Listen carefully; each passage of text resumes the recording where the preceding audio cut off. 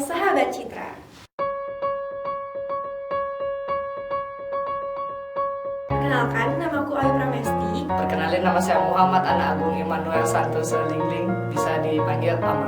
Perkenalkan, nama saya Bagus Restiawan. Perkenalin, aku Hidayah Ratnaya Kalyana, tapi bisa dipanggil Naya. Kenalin, nama aku Sita Utami Dewi, Semeton Rapid kelas 11 MIPA 2. Kenalin, aku Trisna Indrawan dari Semeton Rapid 11 MIPA 2. Perkenalkan, nama aku Gading. Kenalin, aku Kek Mira dari kelas 11 MIPA 4. Kenalin, nama aku Dewan Cipta Swadewi, biasa dipanggil Cipta. Perkenalkan, nama aku Imadi Karnanata, sering dipanggil dengan Bola.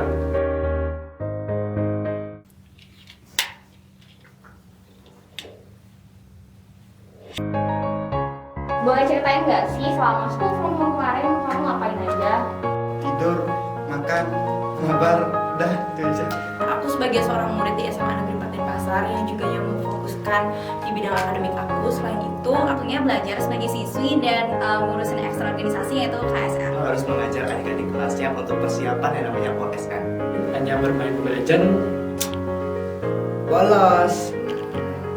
Apa sih yang kamu bayangin tentang Forsma? Forsma, sekolah anak pintar. Wah, sangat wah. Pertama-tama yang paling aku pikirin itu senioritasnya. Oke, Forsma. Pertama kali masuk Forsma, mikirnya kayak, aduh nggak bisa dah bersaing di sini, orangnya ngambis. Lagi bilang sayur. Yang paling terkenal tuh kan Forsma banjir ya. Aku kira mungkin nggak ada kayak orang-orang kayak aku, nggak ada ngasih, ternyata ada. Forsma adalah salah satu sekolah yang berprestasi baik di bidang akademik maupun non-akademik. Oleh karena itu, Forsma dapat dikatakan sebagai suatu sekolah yang bisa untuk bersaing ke luar Bali maupun ke luar Indonesia.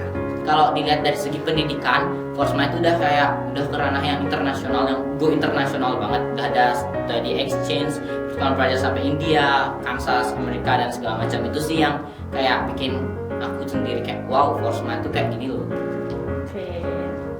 Selanjutnya, gimana ekspresi kamu ketika pertama kali dengar kalau bakal ada offline school 100% 3 angkatan? Kaget. Kaget. Kaget banget banget. Wow. Gimana ya? Kalau ekspresi pasti senang. Pertama kali takut karena setelah beberapa tahun nggak sekolah, akhirnya bisa sekolah lagi. Itu aku jujur seneng banget. Kenapa? Karena aku akhirnya bisa ketemu sama teman-teman aku, baik yang di kelas ataupun yang di luar kelas. Dan selain itu aku juga bisa nambah relasi aku sama kakak ekstra aku. Contohnya karena kita bisa ketemu secara langsung. Persiapan apa aja yang kamu lakuin buat pembelajaran tatap muka? Persiapan nggak ada. Yang pertama-tama pastinya aku mempersiapkan mental dan juga mindsetku untuk sekolah tatap muka. Persiapan pastinya peralatan, mulai dari buku, tas, dan lain-lainnya. Tapi yang paling penting adalah mental. Kalau untuk persiapannya yang pertama pasti itu mental supaya siap menghadapi segala sesuatu yang bakal terjadi di sekolah. Sebenarnya aku lebih fokusin ke gimana mental aku untuk menerima dunia luar. Bangun pagi, setel alarm biar nggak telat kayak di belakang ini. Gimana tanggapanmu tentang teman kelas yang lagi pada ambis nih belajar di sekolah tatap muka? Keren. It's okay, bagus. Justru mereka mungkin sudah punya tujuannya masing-masing. Jadi kalau mereka mau ambis atau mau ngelakuin apapun untuk menuju tujuannya, itu hal yang bagus karena setidaknya mereka udah punya tujuan dan mereka tahu gimana cara menggapai tujuan tersebut, asalkan dengan cara yang suportif dan tentunya juga nggak merugikan pertemanan yang ada di sekitar mereka.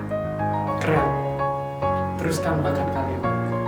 Dan karena mereka juga dari awalnya punya pribadi yang nggak mau belajar atau kayak males belajar, jadi termotivasi banget buat belajar karena mereka juga. Kamu udah masuk ke offline school dan udah ngerasain juga selama pembelajaran tatap muka berlangsung gimana suasananya, lingkungannya. Pernah nggak sih ngerasa insecure atau minder selama pembelajaran tatap muka?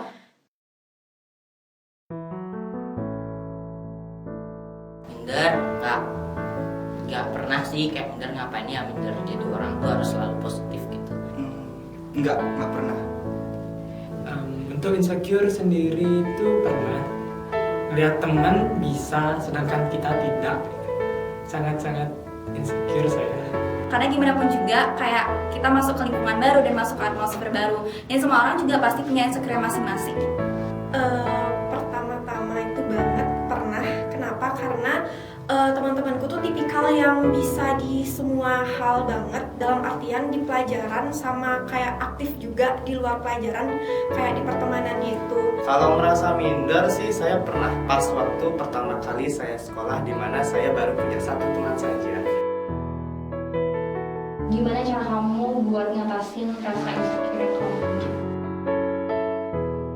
Pertama-tama aku kenalin dulu lingkunganku. Jadi aku fokus untuk tenang dulu. Di saat pikiranku udah artinya dalam mood yang baik atau udah rasional, aku baru bisa untuk mempelajari konsep bahwasanya nggak mungkin Tuhan menciptakan manusia dengan kekurangan aja, karena Tuhan juga bakal nyiptain manusia dengan kelebihannya, dan aku harus tahu apa yang ada di dalam diriku itu berharga.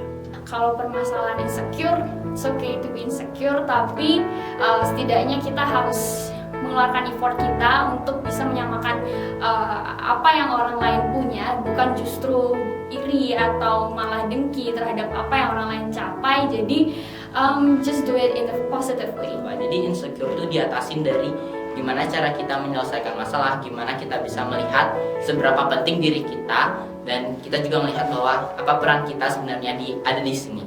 Tetap bersyukur apapun yang terjadi. Simple aja men.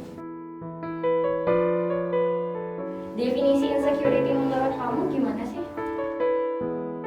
Seseorang ngerasain posisi yang nggak aman atau nggak nyaman di lingkungannya.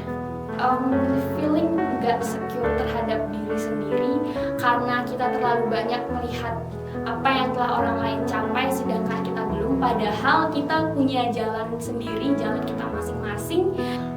Ngerasa nggak aman dan juga nggak nyaman sama diri sendiri dan lingkungan sekitar kita. Merasa bahwa dirinya tidak sepadan atau merasa dirinya kurang, itu sih insecure. Kita melihat kelebihan orang lain sedangkan kita melihat kekurangan diri sendiri. Ceritain dong keseruan sama pembelajaran tatap muka berlangsung. Mabar free kelasnya. Terus ada yang nonton, terus juga ada yang main games, terus juga ada yang tiktokan gitu. Seru banget. Kalau lagi gabut bisa main api pakai hand sanitizer sampai kursi sama meja kebakar. Itu saya sering bersaing dengan teman-teman ambis saya untuk mendapatkan poin lebih kepada guru-guru. Salah satunya seperti matematika peminatan. Bolos untuk berbelanja. Kita bisa ketemu sama kakak kelas, ketemu sama adik kelas, tegur sapa, terus juga ketemu setiap orang yang berbeda-beda, yang dimana itu tuh pasti bakal seru banget sih. Lebih milih PTM atau daring? Kalau saya lebih ke PTM sih. PTM. PTM. Lebih milih PTM. PTM untuk kegiatan sekolah sehari-hari, daring untuk ulangan. PTM untuk belajar, ngerti. Daring kan semuatan rapid, kan solid. Jadi ulangannya untuk daring. Daring. Kenapa? Ya bisa sambil tidur. Ada pesan nggak sih buat teman-teman di rumah yang lagi ada di fase insecurity of high school? Oke, buat teman-teman yang lagi ada di fase insecure, Jangan insecure. Tetap jadi diri kalian. Cepet-cepet buat tenangin diri kalian, karena apa? Jika kalian bisa mengartikan insecure ini, insecure itu baik untuk kalian. Kenapa? Kalau kalian nggak insecure, kalian nggak akan mengalami suatu perubahan. Sering-sering mencari motivasi atau membuat suatu keniatan dari diri sendiri. tetap percaya diri kuncinya supaya kalian bisa ngerasa lebih pede sama diri sendiri. Semangat! Semangat. Kita harus tetap semangat. Semangat. Oke, thank you. Say goodbye. Bye-bye! Oke, bye.